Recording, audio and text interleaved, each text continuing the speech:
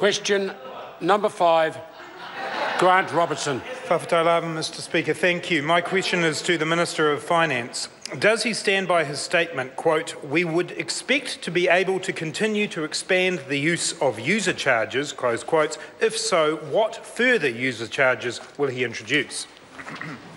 Honourable Steven Joyce. Mr Speaker, on behalf of the Minister of Finance, yes, in the context it was made.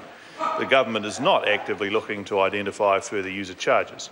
However, there may be occasional instances that arise where it is fair that the users of a service pay for it rather than taxpayers, such as the biosecurity and customs clearance charge on international passengers introduced as part of the budget.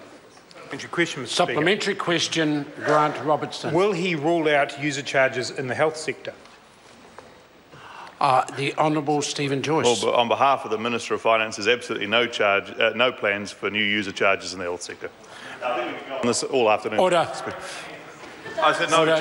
Order. Question has been asked. A supplementary question, Grant Robertson. Is the $150 million telecommunications development levy passed under urgency last Friday a user charge, given that Spark, one of the country's biggest telecommunication providers, announced within an hour of the bill's introduction in the House that it was passing on the levy to consumers? Order. Honourable Steven Joyce. Well, Mr Speaker, on behalf of the Minister of Finance, it actually was announced at the last election and was campaigned on at the last election and was already in place. So for Spark to suggest they're going to pass it on in terms of an increase, well, that suggests they're not passing it on already because it's already being charged. But actually, on this side of the House, Mr Speaker, we think it is a good idea to actually have a levy across the whole network to maintain across the whole network to maintain and I'm trying to answer the question.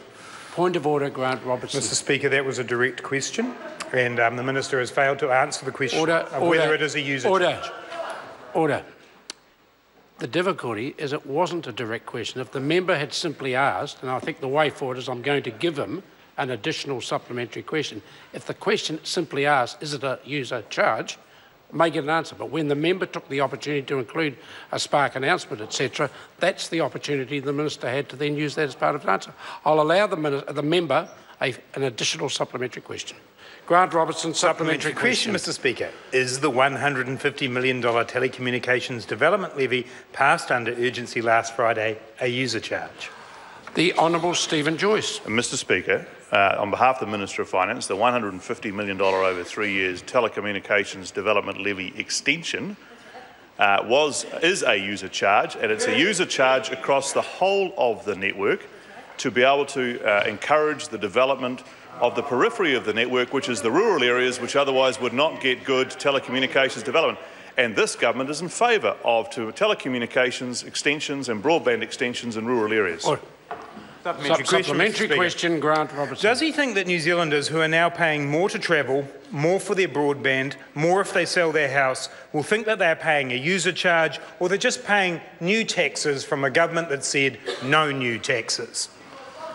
The Honourable Steven Joyce. Well, Mr Speaker, on behalf of the Minister of Finance, they will think they're paying a user charge. Firstly, the telecommunications development levy is already in place. They will not be paying anything more, no matter what the mouthpiece for Spark says on that side of the House. That's not going to happen, Mr Speaker. Second thing is, I think New Zealanders can make a very clear distinction between user charges and increases in income taxation, for example, as regularly promised by the Labour Party, or indeed means testing of superannuation. Supplementary question, Grant Robertson. Does he agree with his National Party colleague Ian McKelvey that people smuggling and the movement of sheep are much the same? And if so, will any sheep that need to be returned from the dodgy deal with the Saudi farm be forced to pay his border arrivals tax when they come back? In as far as there's ministerial responsibility, Honourable Steven Joyce. Mr Speaker, on behalf of the Minister of Finance, I'm sure Grant set up all last night to try and do that one, but it's just too tortuous to actually require an answer. Question number 6.